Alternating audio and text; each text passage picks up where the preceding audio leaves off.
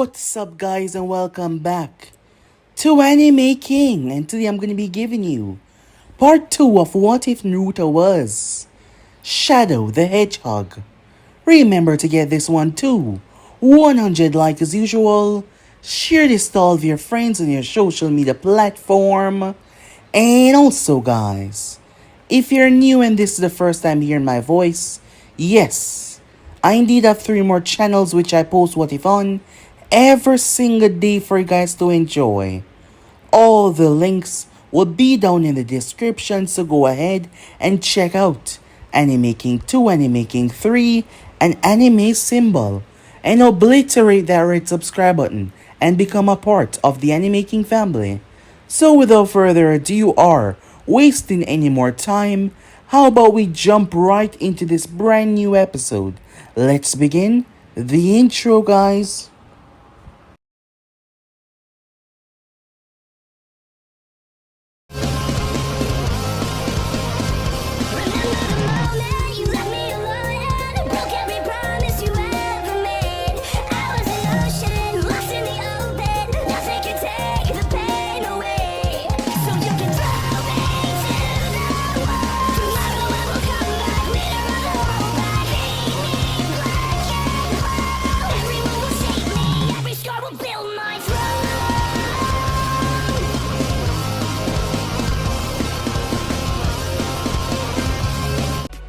To do a bit of a recap from the last part that we left off, we started with a red-headed boy that massacred a whole lot of people to save a girl in his arms. But even then he failed to save her. She died in his arms. We then had a time skip. Skip into the happy family. The happy family that contained Minato Namikaze, Kushina Uzumaki, and their daughter, Mito Namikaze, who possessed blonde hair with blue eyes. A lot has happened within the village, starting from Mito containing half of the nine-tailed fox. Hiruzen Sarutobi was the one that sacrificed his life on that night. He gave everything. He sealed the other half of the nine tails within Kushina, hoping that the best that she would survive and the worst, she would take half of the beast with her. However, there was a miracle, and she came out of it alive. However, it restricted her from using any of her abilities. But if she could pick to choose and start over and do that again, she would do the same, just to be here with her daughter. Mito was a very high-spirited girl, who has a rather tomboyish personality, as she and Sasuke has been rival and friends since a very young age. Their mothers were best friends after all. Even with the Uchiha, Minato had made one decision that prevented an all-out chaotic war between the Uchihas and the village, when he simply restricted Danzo from making a move against them after the attack on Konoha. So yes, because of Minato being here, a lot of things have been prevented, a lot of things have been saved. However, finally, Team 7 was getting a mission outside of the village. While that was going on, a drug lord was afraid. He kidnapped a girl, using her as a bargaining chip to fend off against the man that was, owner of the land that he was controlling. However, someone was hired to take him out. They called him Shadow. His name was known all through the place. Many did not know what he looked like. There was only whispers of his name. They said that he could move through the shadows and manipulate them as if he was an entity, which was reality. It was the same red-headed boy. He was now 15 years old as he descended upon the group. His rays of abilities and speed and strength provided too much of a leverage against them. They stood absolutely no choice against him but to be defeated. When he arrived and he saw the girl, he was thrown back into a memory of his past, the girl that he tried so desperately to save and failed to protect her. Unfortunately, he lost his cool and the girl was terrified but also relieved. He brought her back and simply demanded his payment. He wasn't a very social individual that stick around and loved to talk. We then skipped to Shadow seated. His name was Naruto. The name was given to him by the only person in this world that he once cared for, but she was gone now. She was everything to him. She was his light in the darkness. He never knew a mother or a father. All he knew was anguish. His existence was based on him being around a man known as Orochimaru of the Sanin. Said man had run experiments on him. Day-to-day basis there was so much children. He was dark, corrupted at the beginning until he met someone. Someone that changed his view on everything. Her name was Maria. She was also one that got experimented on. However, unfortunately, the experiments went bad on her. She was the one that gifted Naruto with his name. However, he tried to save her when Orochimaru had left. In doing so, she died in his arms. The experiments that went bad finally acting up. It was on that day that he fled, knowing that he did not possess the capability of killing the Sanin at the moment. During his travels, he come to understand what Maria saw in mankind, because in his perception, in his mind, all of them were just wicked individuals that needed to be put down. So yes, he met people along his travels though, people that helped him, given his rather incredible set of weapons, and he did not meet them. He also developed many special abilities. However, there were certain abilities that came from the experiments, such as his teleportation, him being able to alter time in a certain space, also his speed and strength. He was offered boots that would allow him to glide that would enhance his speed, but he refused them. From one of the person that made him realize his world wasn't as bad as it really was. So that was his life. Until he arrived at the bridge, he was hired by Gato, who would give him information on the Sanin.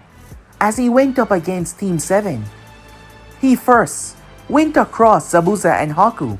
Naruto's vast array of abilities, his speed and advanced strength allow him to best them. That was when he saw the bridge builders. He decided to eliminate the weakest threat first. He went straight for the man. Kakashi tried to keep up, but Naruto was faster than him. As Mito got in the way as Naruto threw one of his blades directly towards her, something that she could not react to. So yeah guys, basically let's play off. You guys can switch across the play check to yourself to begin this new episode. Well, she had to say, her first mission did not go as she expected. Not at all. It started out with facing the demon brothers. She was excited to go on this mission because she wanted to face the unexpected, believing that all of her training, all of the preparations that her parents had gave her, she was about to fulfill them right now by using all of that knowledge. And then Zabuza came. He terrified her. The bloodlust that came from the man, it shook her to her core. And then she met a friend in the forest, which gave her an insight that she never had before. And now, here she was on the bridge, watching the knife hurtling towards her. A special made blade. She could see it, but she could not react in time. She was about to die. Her bright blue eyes focused on the blade. Her blonde hair swaying in the wind. Was this it? Was this really how everything ended? On her first mission, time seemed to slow down as everyone had a different reaction. Sakura had blinked, not seeing the blade. The blade was not moving at any ordinary speed. Sasuke, having his Sharingan active, was seeing the blade racing towards Mito. He tried. Yes, he tried. But he wasn't fast enough to reach. Kakashi, looking towards said girl, knowing that he was trusted to watch over her, not just her Team 7. Would he really be that much of a failure and fail his team on their first mission outside the village? How would he break the news to Kushina and Minato? How would he have the heart to tell them? Kakashi thought, unable to reach in time, because Shadow was simply faster than him, and there was nothing that he could do. He could not reach in time. He could not use his eyes. There was nothing that he could do. Time returned back to normal as Mito closed her eyes. However, she felt no pain. Was this what it felt like? Just a blissful emptiness. Until she heard the sounds and she opened her eyes. And once she did, she was greeted with that unusual black and red gaze. It was like it was staring into her soul. He was taller than her. As she looked up into his eyes, Mito felt strange. It was like she knew his eyes, like she'd seen them before despite never seeing this man before. She felt this strange, unusual connection, despite having no idea who this was. She didn't know what to say. She didn't know how to properly react. The blade that he had thrown, he somehow caught it. How was that even possible? There was no way that someone could move that fast. How was he able to outpace the blade that he threw at full speed? That can't be possible. He stopped the blade. And why? Why was he staring at her? He looked so sad. Yes, he looked so sad. One of Naruto's biggest faults. His mind kept on playing tricks on him. Perhaps it was a sign to show him that, despite all that he accomplished, he was still a failure. On some level, he believed that he deserved it. He failed to save her, despite the circumstances. There was nothing that he could do. This was one of his biggest faults. People tend to remind him of Maria. And as he gazed at this young girl, she had the exact characteristics. The blonde hair and the blue eyes. However, something was unusual about this one. For some reason, it felt like there was a deeper connection there. But that was impossible. He had no idea who these people were. He just saw them as that Konoha ninjas. Kakashi, who was finally able to catch up, swing at him. However, Naruto jumped away. As he landed on the railing, the knife still in his hand, he had stopped it from ending her life. But that didn't mean that he stopped his conquest. He was about to send the blade directly towards Tazuna's skull until someone jumped up from the bottom of the blade and swung. It was a massive cleaver of none other than Zabuza. Zabuza seemed to be angry, but at the same time enjoying the hunt. Reeking of bloodlust, Naruto evaded his strike. I told you weren't about to get away with just blatantly attacking me like that, Zabuza said. Naruto narrowed his gaze as Haku stood behind him. Kakashi standing right there at the side. He was surrounded. Kakashi told Mito to get behind him immediately. This wasn't a game, and she did as she was told, despite looking towards the newcomer with a worried gaze in her eyes.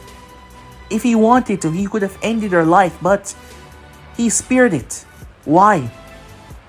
She didn't want them to kill him, but everyone was tense. The wrong move at this moment would cause all of their deaths. For one thing though, his arrogance knows no bounds. You all seem to fail to understand the situation that you're currently in. There is nothing that you have at your disposal that can end my life. You cannot beat me. I am the perfect, yeah. I heard it before, Zabuza said, interrupting him. You're the so-called perfect life form. I have heard a lot about you, your mysterious acts, catching many by surprise. I credit that to your strange, warping space ability that you possess. You were able to slow down attacks like it was nothing, and that teleportation of yours. Naruto looked towards the man. You're smart. You catch on pretty quickly, but that does not matter. Simply knowing a fraction of what I can do does not mean that you automatically win. I guess you're right, said Zabuza, but I did warn you that attacking me would be a death sentence. Well, it's not just an attack. My goal is to kill you as well. I simply wanted to take out the other target first. After all then, these Konoha ninjas will have no trouble but to leave this place. You hear that, copy ninja? I have no beef with you. Take your people and go. Unfortunately, I can't allow you to do that. The bridge builder is my client, and I simply can't allow you to kill him. And Zabuza raised his blade and pointed towards Naruto. If anyone's gonna kill him, it's gonna be me. While Kazuna would like to say he liked the attention, well, he really did not, because all of them were speaking about killing him, and he didn't want to die. We don't have to do this. It was Mito that spoke up. You didn't kill me. You stop. I don't think that you're a bad person. You don't have to fight and die. You'll be wasting your life, she said, causing Naruto to gaze towards her. You talk too much, he said to her. The next moment, all hell broke loose as Zabuza dashed forward and swung his blade. Naruto jumped above as Haku released an onslaught of needles. Kakashi grabbed Mito and jumped away, making sure that she was away from the battle, as he told Kazuna to get behind him. Sasuke, wondering what the hell was going on. They were moving so insanely fast. Even with his Sharingan, he was having a hard time keeping up with the redhead. Who is that? Sakura said, as she had no idea what was going on. Over to the other side, they watched as Haku slam into the railing, feeling intensive pain within their stomach area. Zabuza was hit by a strange voltage that seemed to be lightning, but it was yellow. Haku cried his name out as Zabuza was launched. The blade that he was always gripping onto was released from said grip. The chaos blast that Naruto hit him with was not normal. Zabuza was in an incredible amount of agony, as the amount of energy that Naruto used was much more larger than he would normally use. His goal was to kill them as well after all. That is when the smoke behind Naruto parted away to reveal none other than Gato. Zabuza pulled himself upwards as Gato was smiling. Well, what do we have here? Naruto turned his gaze towards him. What are you doing here, he said. Just observing your fine piece of work. I mean, look at them. All disheveled and messed up. You really get the job done, don't you? Naruto gave him a look that immediately put him back in his place.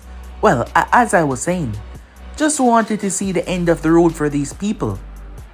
You're behind this, Zabuza said angrily. And yet they say that ninjas like you are dumb.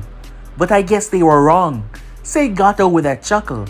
And now all of you are going to die. As Shadow started to walk forward. Listen to me, Kakashi said, informing his team to take Kazuna and run. This guy was no joke. Fighting him with his team behind him would only lead to his and their downfall. Haku looked down at Zabuza, whispered a few words to him. Haku narrowed his eyes as Naruto started to walk. He pulled one of the daggers from his waist as the chaos energy started to cackle around his hand and said dagger as well. Haku then went into one of his mirrors. Naruto was on guard constantly. It won't work, said Naruto. He cannot best me. Zabuza forcefully got to his feet. That doesn't matter, he said. I'll be the one to take your head off. Naruto paused, narrowing his eyes rather dangerously. He then turned and moved at incredible speeds. Zabuza's eyes went wide. Haku came out of the ice mirror right behind Gato. Despite his intention not to kill, it was something that he had to do. Haku's eyes widened. He was trembling. He was supposed to be a tool that showed no fear. He was supposed to be the perfect tool, and yet he was terrified. Naruto's blade was drawing blood at his throat. It had been pressed up against his neck so much that he was now bleeding.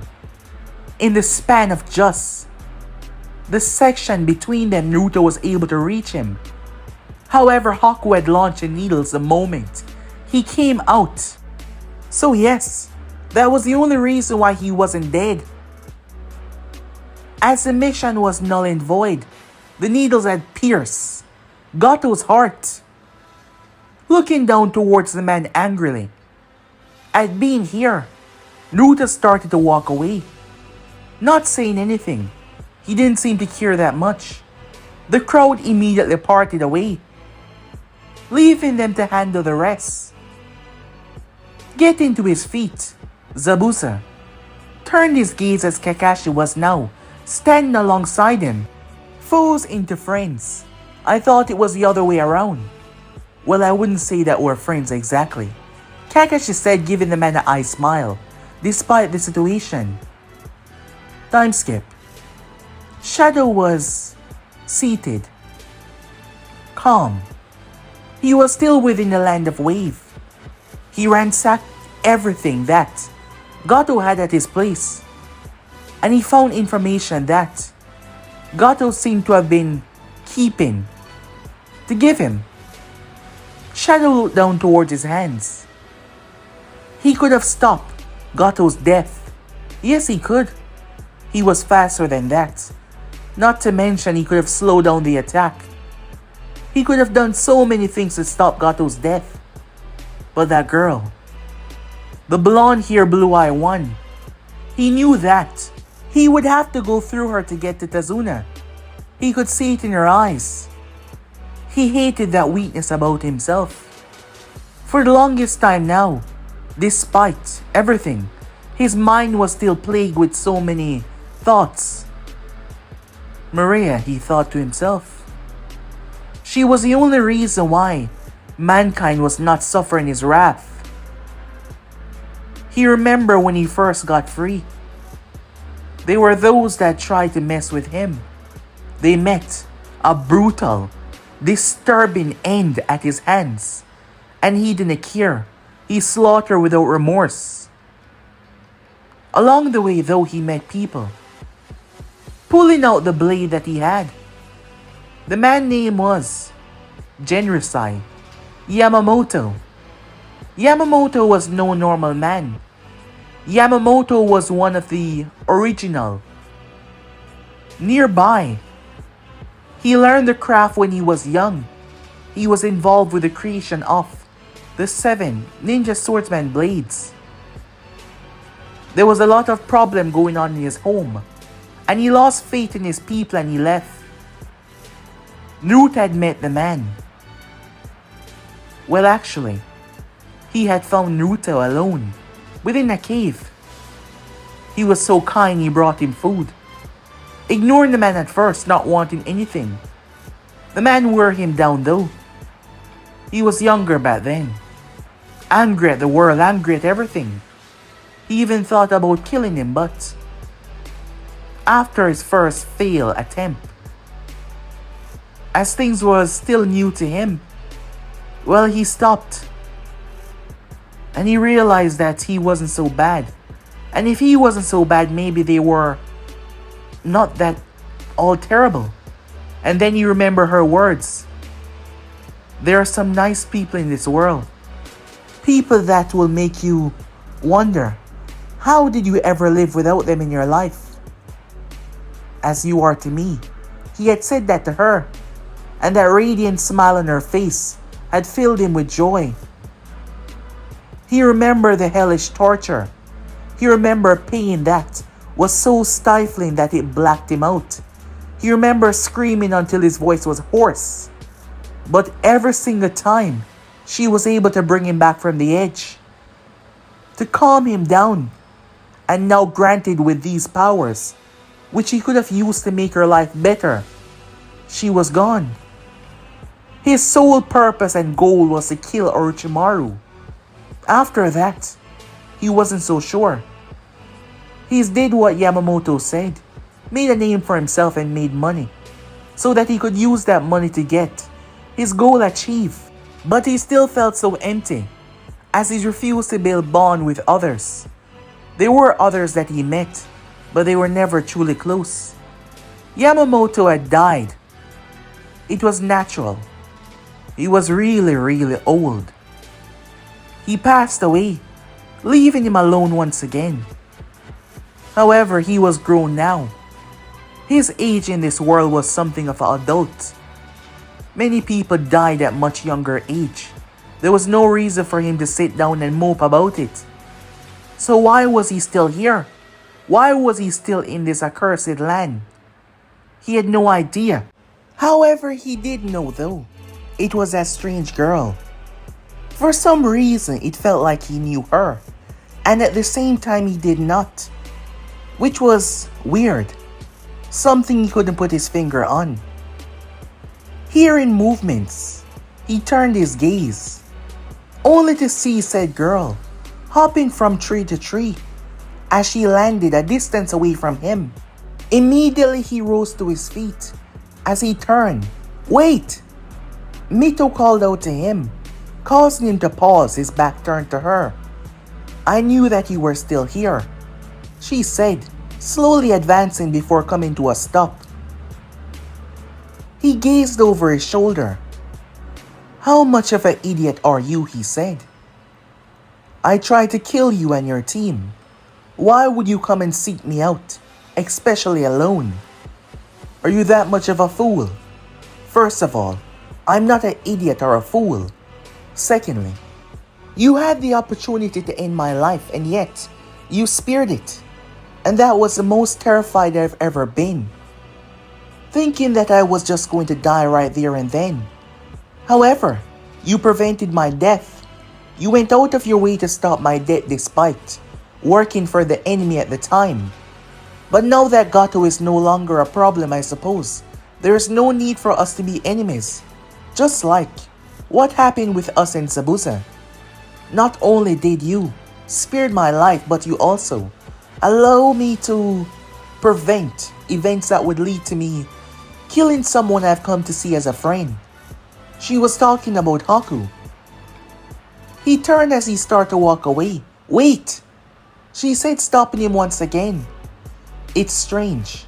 I've never met you before, but I spent the past few hours trying to understand why. I felt like I knew you.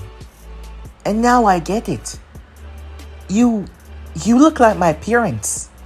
It's weird. I don't understand it either. Especially your eyes.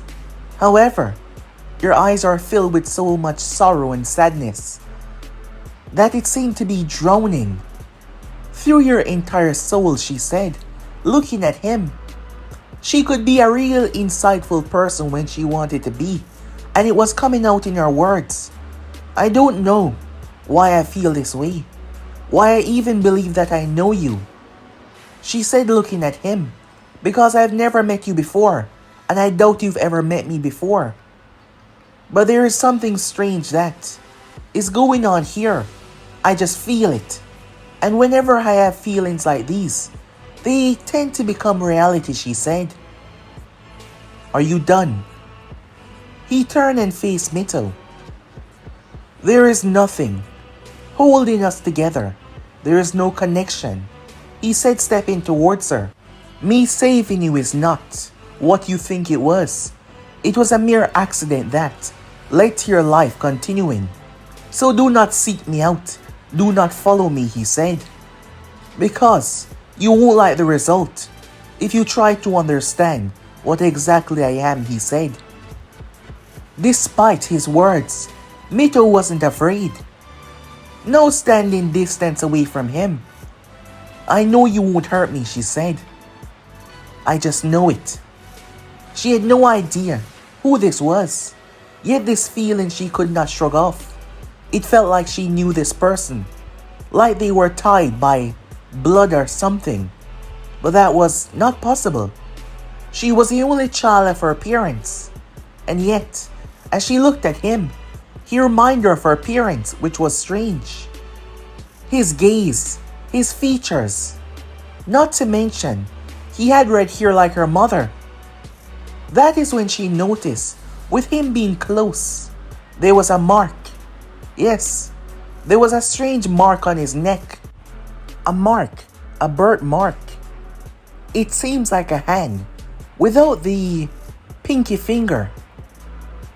He turned his gaze away from her. Believe what you must. It does not really matter to me. With that, he teleported away to the furthest tree.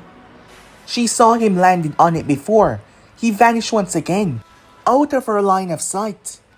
She wondered if this was a one-time thing, or if she would ever see him again.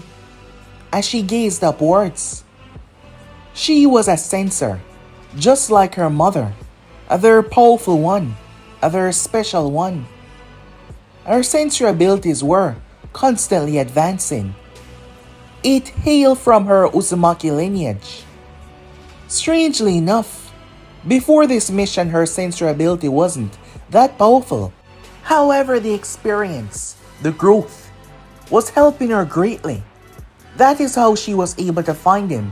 That is how she knew that he hadn't left just yet. However, she had to get back, and that is what she did as she made her way off. Time skip. Team 7 left Zabuza and Haku on good terms. After revealing who the masked ninja was, Mito was delighted, glad that they didn't have to kill each other. As they left, not as foes. After all, they no longer had an interest to fight over. So Mito believed they left off as friends. The bridge was named after her. Yes, it was. That was because of what she did after speaking to Iniri. Her words gave the boy back the hope that he lost, which in turn allowed him to gather the people of the bridge, and they came to fight back, renewing their spirit and their hope. So the bridge was named after her as they headed home. Time skip. Returning back to the Hidden Leaf village, Kushina was delighted to see her baby girl 100% okay. She was very pissed though that Kakashi decided to continue the mission despite the difficulties being that advanced. As Mito was there to quell her mother's anger though, knowing that when she did get angry, well, it became chaotic around her. As Minato tried his best as well. However, her anger knew no bounds. At the moment though, she was in the kitchen, as she was preparing the dishes, washing them. Mito was telling her about the mission and how things went, about the friend that she met. She then spoke about Shadow. Hearing that name, Kushina turned towards her, having a discussion with Minato. So yes, she knew, but her daughter had not told her that she found a vested interest in this Shadow. He was a few years older than her. However, Mito told her that it was nothing like that. Blushing in embarrassment, it felt like, well, how she felt with Sasuke. Yes, perhaps a bit more. She refused to tell her mother about the encounter when she went to seek him out, knowing that she would chastise her for doing something so stupid and dangerous. Oh yeah, he did have a strange birthmark on his neck. It looked like a hand without the pinky finger. The moment those words left her lips, she was alerted by the clattering of the glass plates hitting the ground and breaking, snapping her gaze up from what she was doing. "Mom, what's wrong?" she said. Kushina looked towards her, shocked. More than shock, her gaze directly focused on Mito. She sped across the room and grabbed her arms. "Listen to me very carefully. I want you to repeat what you just said." Mito was confused, not understanding what the big deal was. She really did not. Meanwhile, that was going on. A scientist. His name was Oboro. Oboro was terrified. His master creation, a beast that was able to conquer the seas, was now destroyed, ripped asunder by the chaotic energy produced from shadow. Oboro was terrified. He backed up against the door. Yes, there was two doors. The one that led to the outside, the mechanism had shattered, causing it to shut and unable to open, so he could not flee. However, between him and Shadow was a thick, solid door. Metal, strong. Despite that though, the constant pounding, he was getting more and more worried until finally they stopped, allowing him to breathe a sigh of relief. He gazed up towards the door mechanics that would lead to the outside. That strange blast of chaotic energy had destroyed everything in a matter of seconds, trapping him in here. However, it seems like Oboro jumped out of the way. The solid steel door was burst off these solid steel hinges. A shadow crashed within the room. Naruto stood there gazing at the man. He was no normal man. He was the closest that Naruto has ever been to finding out where Orochimaru is. Naruto appeared and gripped him by the throat and lifted him in the air with one hand. "Answer my questions, and I won't have to start picking you apart." Oboro was terrified. Time skip. Back in the Hidden Leaf Village, Mito had no idea what was going on. Her mother went to speak to her father, who insists that she told him everything. She told him about the mark, pretty much all he wanted to know about. Shadow was a very mysterious person. Throughout the Elemental Nation, many had no idea about his appearance. In fact, their sighting of Shadow was one of the longest that many people has ever been recorded to even see him. Therefore, hearing about the red hair and the mark, Mito wanted answers immediately, as everyone was just constantly moving around. "What is going on?" she shouted, causing the attention to be turned towards her. Both parents looked towards one another before they looked back at her. Kushina and Minato sat at the opposite side of her. "There is something that you don't know," Minato began. "Something that we never wanted to tell you, to spare you the pain of even knowing how dreadful it truly was," Kushina said.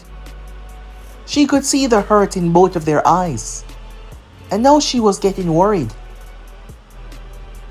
"You are not our first child." Mito's whole world was turned upside down when she heard that. As she looked at the both of them, I'm not," she said, clearly confused.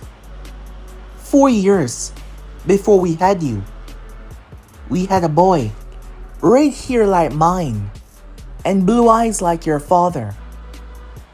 We were tussling, even hours after he was born, on what to name him.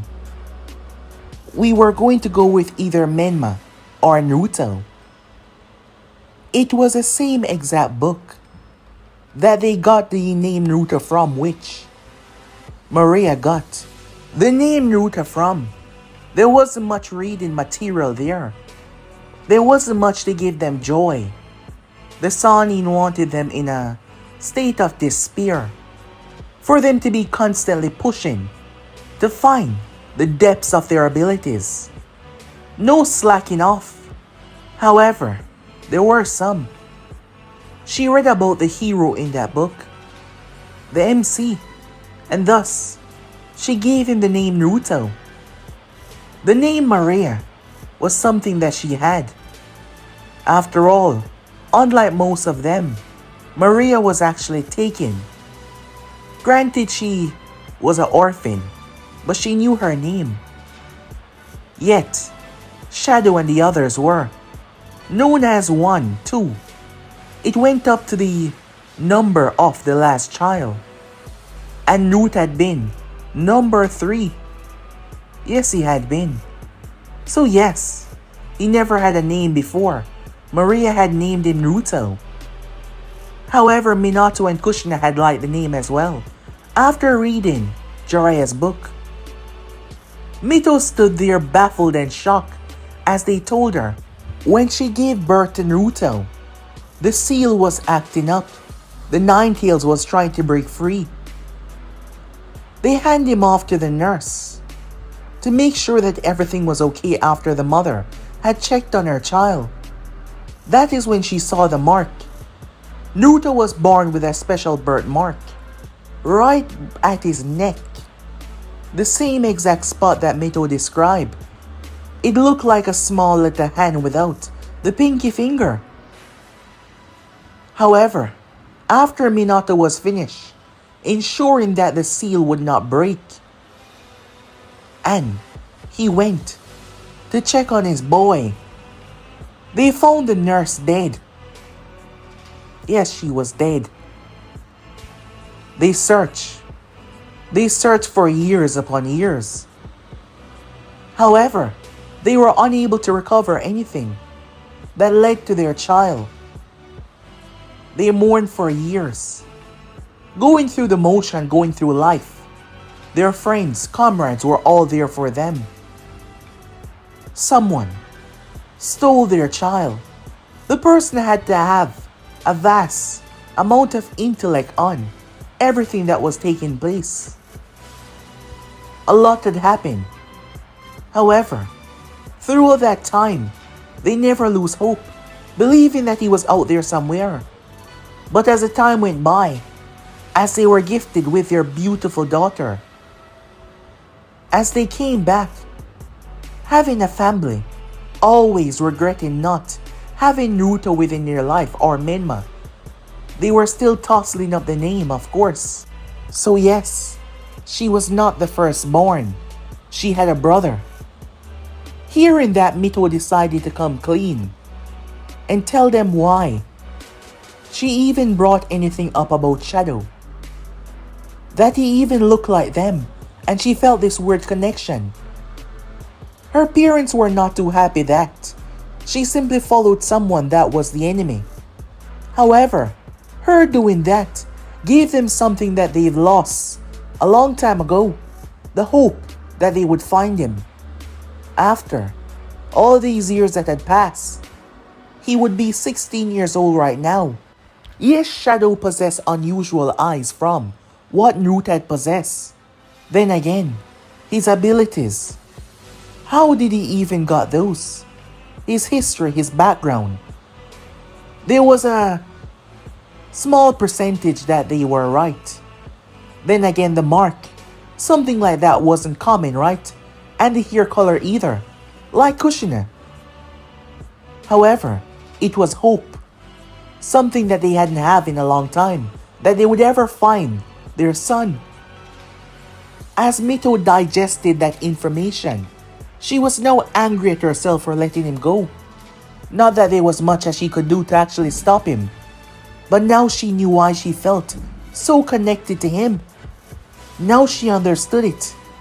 He was her brother. Time skip. A 16-year-old girl, her name was Gorin, arrived on the island. She was sent here by her master Orochimaru. Given the importance of the information and documents that she would be bringing back, well, Orochimaru sent one of his most trusted there. Her name was Gorin, as she wasn't your average teenager, possessing dark blue hair, dark eyes, dressed in a green and brownish yukata. She arrived.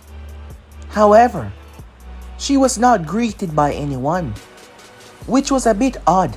However, she continued to make her way, arriving at the entrance of the cave on the island.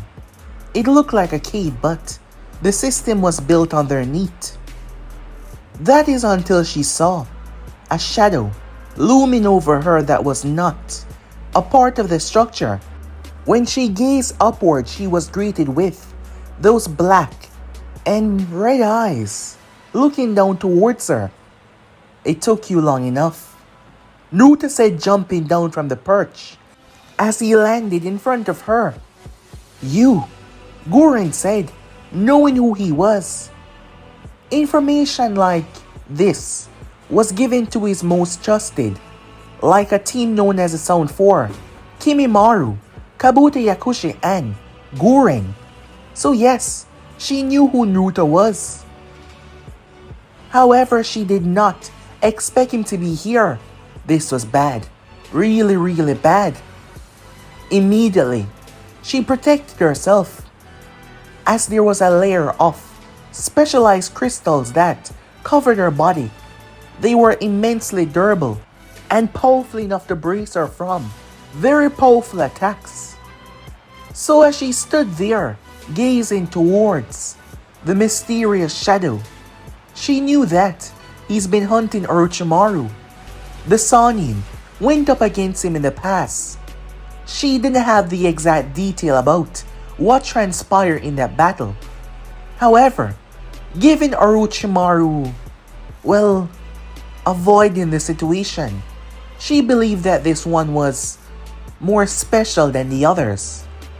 It was a vast race of abilities that he possessed, which made him so dangerous. Orochimaru was a very smart man, which led her to believe that taking him down is going to be near to impossible if her master did not believe that he could, or perhaps the situation was not within his favor. Her gaze narrowed. Are you finished thinking of a way to escape, or perhaps a way to take me down? Naruto said plainly, having gotten the information that he needed in a rather forceful way. He's been waiting here for the past few days, and finally she arrived. Let me tell you and stop you from wasting your time. You cannot best me. I am your better in every single way. Now, you're going to tell me exactly where Orochimaru is. Gorin laughed in his face. If you think I'm going to do something like that, you're more idiotic than I thought, she said. She blazed through hand sign, immediately slamming her hands down on the ground. Crystal release, she said. Jade crystal spears. The ground started to erupt with massive, powerful crystals that ripped through. Their intention was clear, to tear Naruto to sunders as they raced towards him. Given the size and density, it would be hard to press this technique. Yet, Naruto ran straight towards it. With a great amount of reflex and mobility, he twists, jump and weave, dodging all of them at the same time, moving towards Gorin. She realized that as she jumped in the air, she fired so many needles created from pure crystal.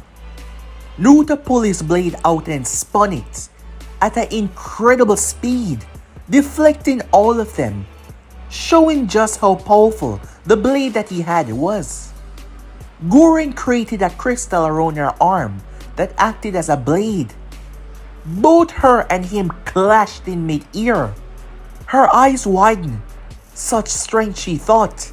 She was launched back toward the tree, where she flipped and landed on it. She twisted off, only for him to slice said tree into half with his sword. He's fast. However, her thoughts were cut as his feet slammed within her chest. Gorin's eyes went wide. Given the fact that she was protected by her armor, she wasn't supposed to be feeling such pain. Her eyes widened even more as he was able to best the speed that she was thrown at and appear above her. He dropped his hand in her back, showing his monstrous strength as the crystal armor shattered on her back. She was sent to the ground. As she was falling and he was descending, she sped through hand sign. The moment she landed, she touched the ground and rolled away. Naruto was inches away from being impaled by massive spears of crystal that jetted from the ground. However, that was not all. Gorin had released explosives underneath her. Her timing was perfect. It was over as she jumped away. The explosive tags went off, sending crystal shards everywhere. There was no possible way that he could walk away from that unscathed. None, she told herself. However, as the smoke and dust gathered, she watched a foot step out of the smoke. There was a few scratches on him, but Naruto was perfectly fine. Gorin was trying to wrap her head around how he walked out of that so unscathed. It's not possible. It's just not possible, she thought to herself. I told you, there is no comparison between us. I am the ultimate life form. You're simply a lapdog for the Sannin, and you will do as you are told. His words anger her. What? Do you not believe that you're nothing but a personal pet? Gorin clenched her fists. Do you believe that he sees your life as something important? Shut your mouth, she said. You really have fooled yourself to believe that you are somehow important to him, that you have a stake in his well-being, that he cares enough to concern himself about if you're alive or if you're dead. How stupid can you be? Gorin launched crystal shurikens towards him. I said, shut up, she shouted. Naruto cut them down with his blade. He threw his knife that went through the center of one of them. Gorin ducked. As she did, Naruto's fist slammed against her chin, shattering the crystal on her face, launching her to the sky. However, he grabbed her leg and slammed her into the ground before flipping her back up and sending her through 4 trees. Gorin gripped her stomach area as she spat out blood. She was bleeding internally. She was in agony as she forced herself up. As he was walking, Naruto was slicing the trees out of his way. Gorin sped through hand sign and created a massive crystal dragon that raced towards him. It crashed into Naruto, taking him off the ground before plummeting back down to rip him to sunders. However, Naruto's hand started to cackle. Electricity, chaos blasts erupted from his palm, ripping the thing apart with ease. Gorin was baffled. No, that's not possible, she thought. That was her most strongest offensive technique. The one that required the least amount of her power, because the other one took a severe amount. However, she had no choice. It was the only way. Gorin flew through hand sign. She plunged her hand into the ground. Jade crystal release. Containment dome, she said. The next moment, a colossal dome sprang up around Naruto. She started to reduce the size. He heard something as he looked up to see a crack at the top of the dome, raining down tiny shards of crystal. One of them landed on his hand. The next moment, Naruto felt pain as the crystal enlarged and ripped into his flesh, piercing him. Another one ripped into his side. Another one tore into his leg, causing him to drop on the ground. Gorin was funneling a lot of power, condensing the dome, releasing the massive shards that she shrunk, so that he wouldn't be able to see them. It's over. Knowing how happy her master would be to know that, she eliminated a threat that has been plaguing him. Naruto looked up and their eyes met as she mouthed the words, "It's over." As the remaining shards started raining down around him, there was no way to escape. He slowly removed the shackles that were around his hand. 2 golden bands. He removed them. And Gorin felt something odd. Her eyes widened. Moments later, Gorin found herself lying on the ground, struggling to move. She felt pain as she looked down to see a piece of shrapnel from one of the trees. The branch's head flew and stabbed itself in her stomach area. Luckily, it did not damage any major organs. It simply went clean through. Gorin was in agony on the ground, unable to do much as she lay there. Her vision started to focus in as she watched.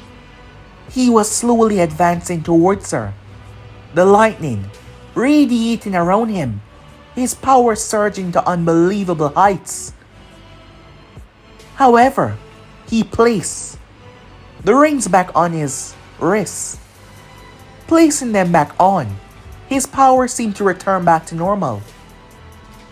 His wounds started to heal much faster than your average shinobi. He did not seem to mind the bleeding one bit as he stepped in front of her, using up majority of her chakra and now that wound. Gorin knew that she was done for. As his hand started to cackle with lightning, that was the last thing she felt as she proceeded to black out. Time skip. At the village, Mito wanted to know what was going on. Enough time has passed, however. They've been unable to track Shadow one bit. Simply hiring him and then being able to talk to him would be the best bet. However, getting to the one that actually got through to Shadow was more difficult than Jiraiya and anyone even thought was possible. Because of the fear that he had placed in these people that associate with him. Getting information on him was not easy. Jiraiya had returned back to the village. He was Mito's godfather. He told her that he would do his best. Mito still felt guilty that she had him right in her hands and she let him go. Not that there was much that she could do. Her mother and father continuously told her. For the time being though, she simply do what she must. She continued to go on missions, doing her work, working as a solid member of Team 7 until she got the good news. However, she was constantly reminded of that look in his eyes, that haunted look. He's been through a lot. Being the kind of person that she was, knowing that she had other family out there, she wanted to help. She wanted to save him away from his pain. She needed to do something, but there wasn't much that she could do at the moment. Meanwhile, she started to regain consciousness, having no idea where she was or what was going on. Gorin was greeted to darkness as she gazed upwards. There was only darkness, no light. She could not see herself. She tried to move, but her hands were bound, and she could not move one bit. That is when the light suddenly appeared. She had to squint her eyes for a moment, as there was no one there. She found herself on a bed.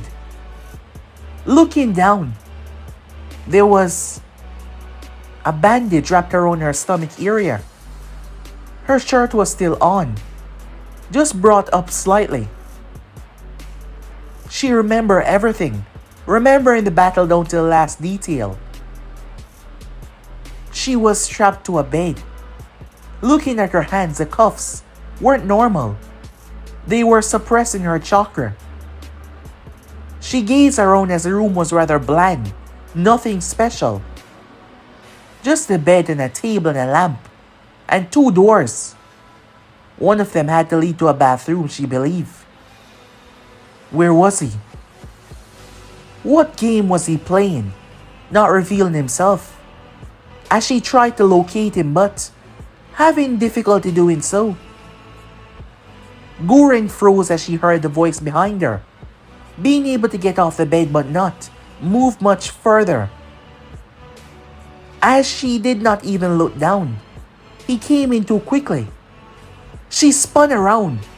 However, he gripped her by the throat and simply tossed her to the bed like she was nothing. Haven't you understand the outcome of what exactly the final ending of our battle would be? You still try to fight me even after witnessing the power I have at my disposal. Are you that much of a moron? He said. If anyone's a moron, it is you. If you think that I'm going to give you any information, you're gonna have to kill me first. I know about you. She narrowed her eyes. The same man that I used to get information that you were coming. He told me that you were one of Orochimaru's loyal, most invested followers. He told me that you would go through much lengths to make sure that your master is safe. Because you believe that he brought you into a world and teach you how to survive when you had no survival. But you should know something. I don't care. I don't care how you feel for him. I don't care what you believe. I am going to find him and I am going to kill him. If it's the last thing I do. The only reason why you're still breathing is because you more than anyone has information that I need. And it does not matter what I'll have to do. I will get that information out of you. In that moment, Gorin did not show it, but she felt terrified. She was defenseless, helpless. There was absolutely nothing that she could do. And looking into his eyes, he meant business. But guys, be in subscribe right here. If you want to see the next person do, like, subscribe, comment down below, and turn on that bell notification to stay posted. But I'm off and I'll see you guys soon. Peace.